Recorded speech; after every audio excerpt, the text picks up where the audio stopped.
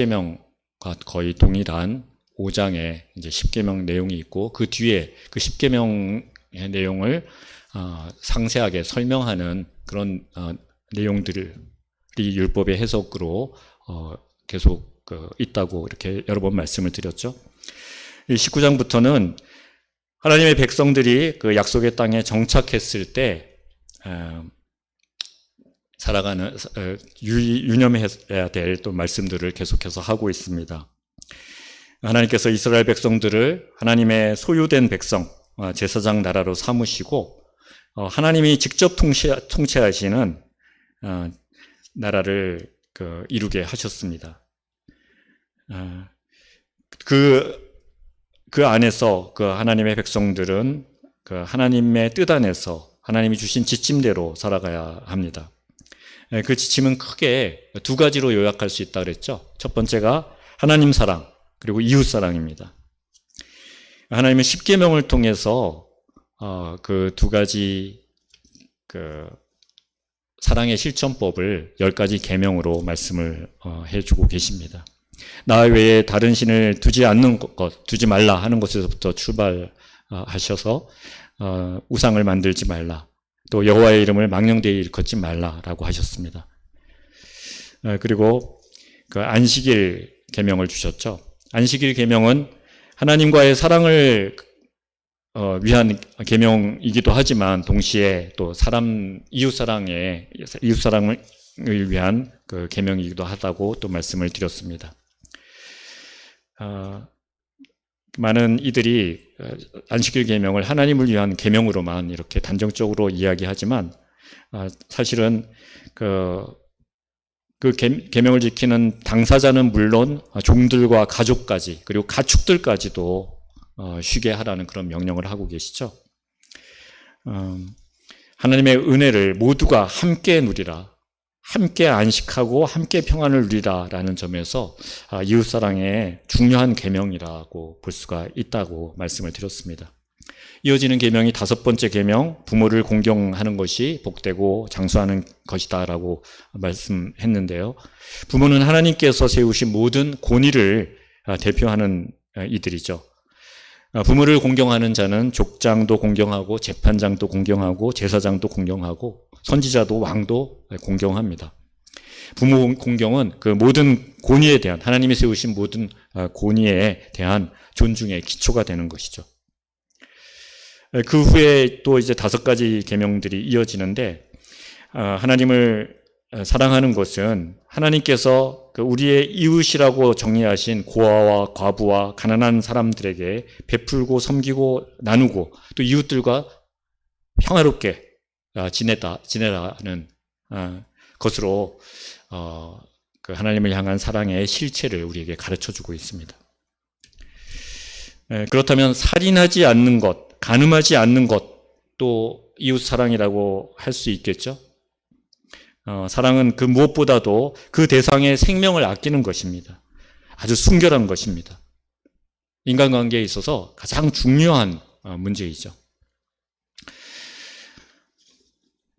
오늘 본문에 어떤 내용들이 있나요? 첫 번째는 도피성에 관한 규례가 있죠.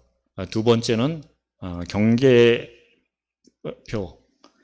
경계표를 옮기지 말라라는 것이고, 세 번째는 한 사람의 증언으로 판단하지 말고 2-3 사람의 증언으로 재판을 하라고, 그리고 한 사람이 위증한 것이 밝혀지면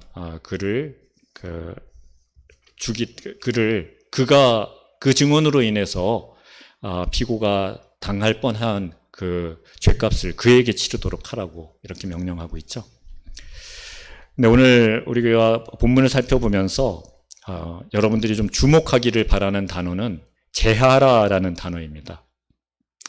본문에서 이 제하라는 명령이 2번 나오고 있는데요. 어디 여러분들 한번 찾아볼까요? 13절에 한번 있고 또 19절에 있습니다.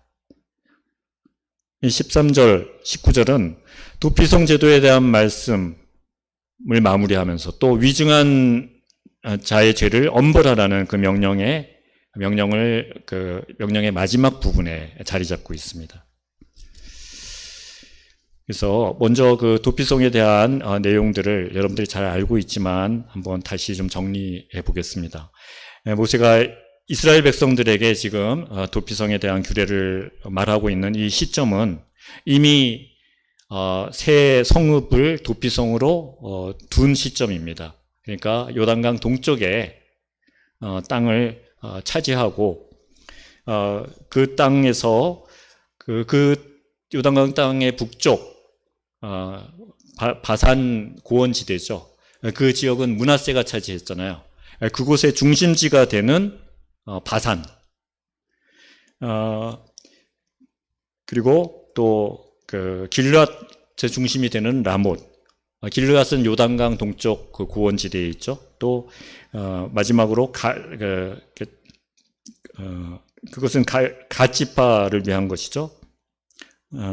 또 루벤 지파 가장 아래쪽에, 그러니까 사해 가까운 그 요단강 하류 동쪽에, 그리고 사해 동쪽 포괄하는 그 루벤 지파의 영지로 준 그곳에 베셀이라는 곳, 이렇게 세 개의 바산, 골란과 라못과 베셀, 이렇게 세 개의 그 성읍을 이미 도피성으로 두었습니다. 그 내용은 신명기 4장 41절에서 43절에 기록되어 있죠.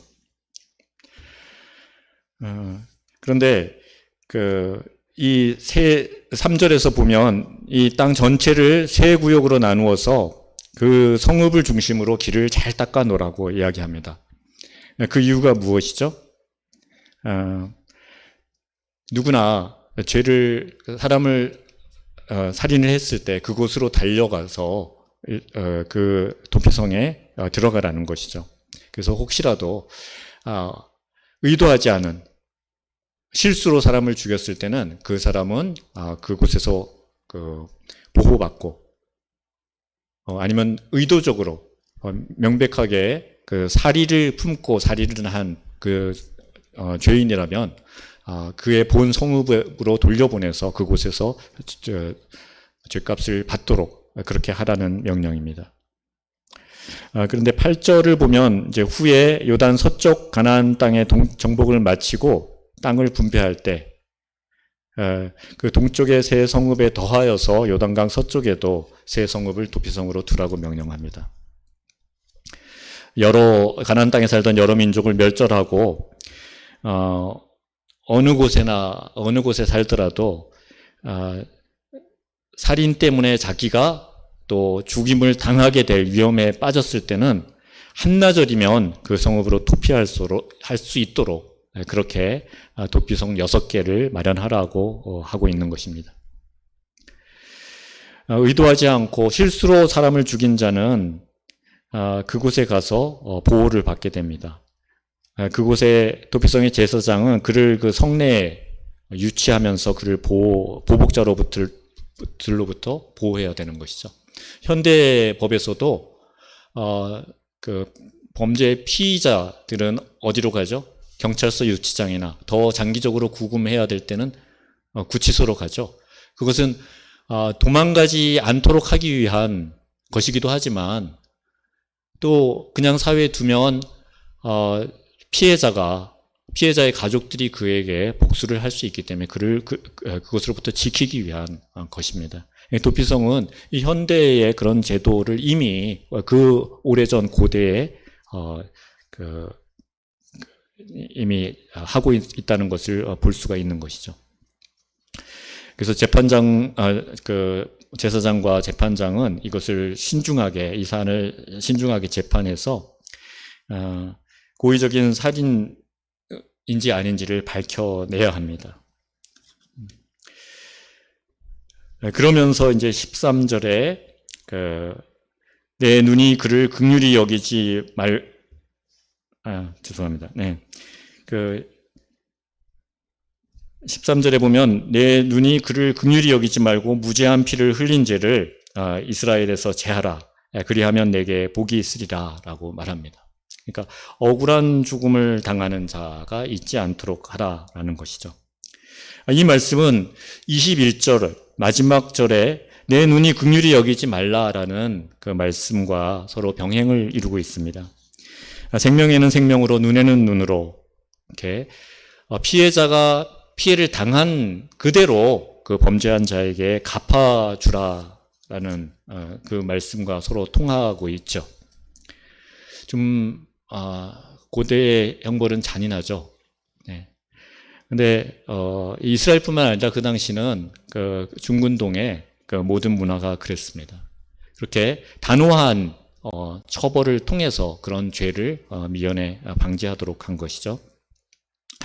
이렇게 도피성에 대한 명령에 이어지는 명령이 두 가지가 있었죠. 14절에는 이웃의 경계표를 옮기지 말라는 것, 그리고 또 15절에서부터 20절까지는 거짓 증언한 자에게는 그의 위증이 밝혀지면 그가 그의 형제에게 행하려고 꾀한 그대로 그에게 행하여서 악을 제하라라는 그런 명령입니다. 이 내용은 도피성 규례와 밀접한 관련을 가집니다. 실수로 사람을 죽이게 되었는데 도피성에 피한 살인자가 의도적으로 사람을 죽였다고 누군가 거짓으로 증언한 사람이 있다면 그 증언한 그 사람 때문에 도피성으로 피한 사람은 어떻게 되겠어요? 사형을 당하게 되겠죠? 근데 그 증언이 거짓이었다는 것이 밝혀지면 그 증언한 자가 바로 그 사형을 받게 된다는 것입니다. 피고가 받을 뻔한 그 죄값을 치르게 된다는 것이죠. 그래야 함부로 거짓 증언을 할 수가 없게 되겠죠. 이렇게 살인하지 말라는 계명은 내 이웃에 대하여 거짓 증거하지 말라는 계명과 아주 밀접하게 연결되어 있다는 것을 우리는 볼 수가 있습니다. 거짓 증언으로 인해서 이웃이 사형을 당했다면 그것 역시 살인이죠. 그래서 거짓 증언의 대가는 사형으로 또 다스려지게 되는 것입니다. 또 이웃의 경계표를 옮기는 것도 큰 도둑질이죠. 이렇게 거짓 증거, 그리고 간음, 도둑질, 탐심, 이것은 한 뿌리에서 나오는 악한 죄입니다. 그래서 19장의 도피성에 관한 규례와 경계표를 옮기지 말라는 규례, 그리고 거짓 증언에 대한 규례는 이웃의 생명과 재산권을 존중하며 서로 사랑하라는 그 이웃사랑의 실천을 위한 아주 중요한 지침인 것입니다. 그래서 여기서 벗어난 자는 그 죄를 그 사회에서 제하여 버리라고 명령하고 있는 것입니다. 자, 그럼 도피성과 거짓 증언에 대한 처벌에 관한 이 두 규례의 마무리 부분에 공통적으로 등장하는 제하라는 명령, 그 말의 본래 의미를 한번 찾아가 보겠습니다. 제하라라는 그 단어의 본래 그 의미는 불을 붙이다, 태워버리다 라는 그런 뜻을 가지고 있습니다. 악을 태워서 그 흔적도 남지 않게 하라는 것이죠. 불을 잘 태우면 불이 다 타지 않으면은 재가 남죠. 근데 불이 잘 타면 재도 남지 않고 거의 다 티끌로 이렇게 날아가 없어지고 남는 게 없습니다. 흔적도 없이 사라지게 하라는 그런 말씀입니다. 그렇다면 하나님의 백성 가운데 이렇게 흔적도 없이 남기지 말아야 될 그 악이 무엇입니까? 하나님이 다스리시는 이스라엘 사회에서도 여전히 그 다른 이방인들의 삶에서와 마찬가지로 고의적인 살인, 그리고 실수로 인한 살인이 일어날 수 있습니다. 하나님은 그럴 때 사람이 과도한 보복살인으로 그 살인이 살인을 낳고 살인이 살인을 낳는 그런 것들이 이어지지 않도록 하기 위해서 도피성을 지정하셨습니다. 살인뿐만 아니라 정말 부족할 것 없이 살 수 있도록 각 족속별로, 각 가문별로 땅을 분배해주고 그 땅을 삼터로 살아갈 수 있게 해주시고 때마다 이른 비와 늦은 비로 많은 소출을 거둘 수 있게, 심지어 6번째 해에는 안식년을 가지고 그러니까 한 해를 쉬면서 살 수 있도록 그렇게 풍성한 그런 소출을 허락해 주셨죠. 그럼에도 불구하고 사람의 탐욕은 사라지지 않습니다. 그런 탐욕 때문에 이웃의 경계표를 옮기려는 자들이 생기고 또 거짓 증인들을 매수하여서 억울한 사람을 정죄하게 되는 그런 일들이 일어나게 되는 것입니다. 하나님께서는 그런 악을 엄중히 다스리라고 명령하고 있습니다. 그래서 하나님의 거룩한 백성 가운데 그 악이 발붙이지 못하도록 하라고 그렇게 명령하고 있습니다. 넉넉하고 잘 살게 된다고 마음이 너그럽고 좋은 사람이 되는 것은 아니더라고요. 풍요한 삶이 우리를 주님의 거룩하심을 담도록 그렇게 우리 삶을 바꿔주지 못합니다. 오히려 풍요한 삶이 우리를 주님에게서 더 멀어지게 합니다. 여러분, 스스로에게 한번 물어보십시오. 이전에 가난하고 어려웠던 시절, 참으로 병약하고 절망적이었을 때, 아무런 희망이 보이지 않고 내가 내 손으로 할 수 있는 일이 아무것도 없었을 때 간절히 찾던 그 주님이 지금 어디에 계십니까? 주께서 우리가 간절히 구했을 때 허락하신 그 풍성한 자원들, 그것을 우리가 받고 그걸 잘 나누고 베풀고 섬기며 이웃과 사랑을 나누며 살고 있습니까? 어떻게 보면 그 어려웠던 시기, 정말 힘들었던 시기에 그런 사랑이 더 컸던 것 같아요. 그러기에 우리는 나의 본 모습, 내가 어떤 자였는지, 그리고 지금은 어떤 자인지 바로 알고 또 그렇게 살아갈 수 있도록 베풀어 주신 하나님의 은혜를 잊지 않고 살아가야 하는 것입니다. 날마다 하나님께서 우리에게 베풀어 주신 그 은혜를 기억하는 삶을 살아가야 하는 것입니다. 예수님이 2000년 전에 저 유대 땅 미혼모의 아기로 태어난 이유가 무엇입니까? 말씀으로 세상을 창조하신 그분이 그 비참한 자리로, 그 낮은 자리로 오신 이유가 무엇입니까? 죄 없고 흠 없으신 그분이 하나님의 신성을 모독했다고, 유대의 왕을 자칭한 반역자라고 그렇게 모함을 받고, 채찍에 맞아 뼈가 드러나도록 살이 찢어지고, 가시면류관에 머리가 찔려서 얼굴이 땀과 피로 덮이고, 십자가에 손과 발이 못 박혀서 숨도 쉴 수 없는 그런 고통을 당하신 이유가 무엇입니까? 사람들의 조롱을 받고 하나님의 저주를 받은 그 이유가 무엇입니까? 바로 우리의 죄 때문이 아닙니까?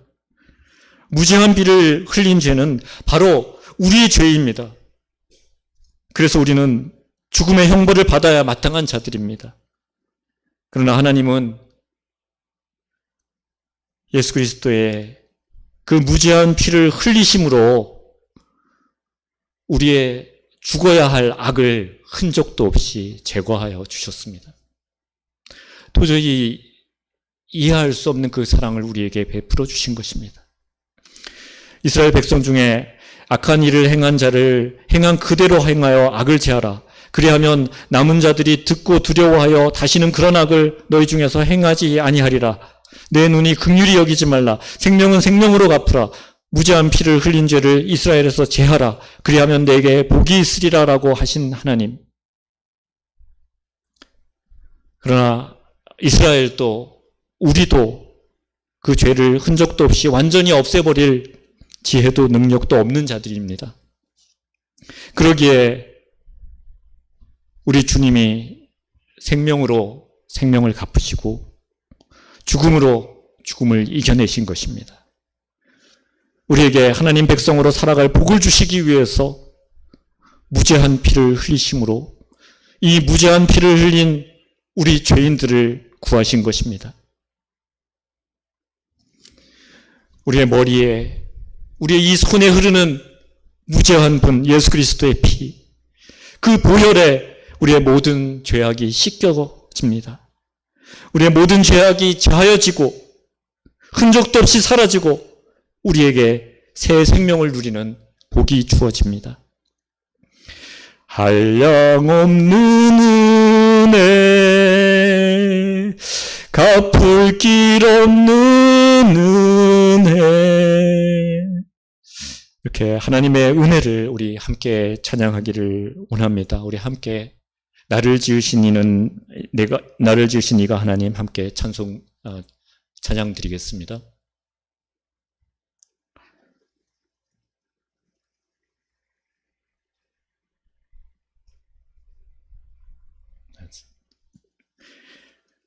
준비했는데 잘 안 되는 것 같습니다. 네.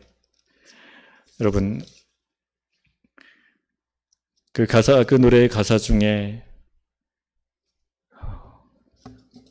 그 가사를 제가 읽어드리겠습니다. 여러분들 잘 아는 곡이죠. 나를 지으신 이가 하나님, 나를 부르신 이가 하나님, 나를 보내신 이도 하나님, 나의 나된 것은 다 하나님의 은혜라. 나의 달려갈 길 다 가도록, 나의 마지막 호흡 다 하도록 나로 그 십자가 품게 하시니 나의 나된 것은 다 하나님 은혜라. 한량한 은혜, 갚을 길 없는 은혜, 내 삶을 에워싸는 하나님의 은혜. 나 주저함 없이 그 땅을 밟음도 나를 붙드시는 하나님의 은혜. 여러분, 갚을 수 없는 주님의 은혜 앞에 주저함 없이 복음 들고 이 땅을 딛고 서겠다고 이 악한 세상에 죄의 종되어서 멸망의 길로 가고 있는 그들을 하나님 앞으로 돌려놓도록 하기 위해서 나에게 주신 모든 지혜와 모든 힘을 다해서 하나님의 은혜를 갚는 일에 나를 드리겠다고 하나님께 약속드리며 우리 통성으로 기도하기를 원합니다. 우리 함께 통성으로 기도하겠습니다. 하나님, 제가 무지한 죄를 흘린 죄인입니다. 숱한 거짓말로 제 잘못을 타인의 잘못으로 돌렸습니다. 거짓으로 제 이익을 취하려 했고 저의 게으름과 무지를 덮으려 했습니다.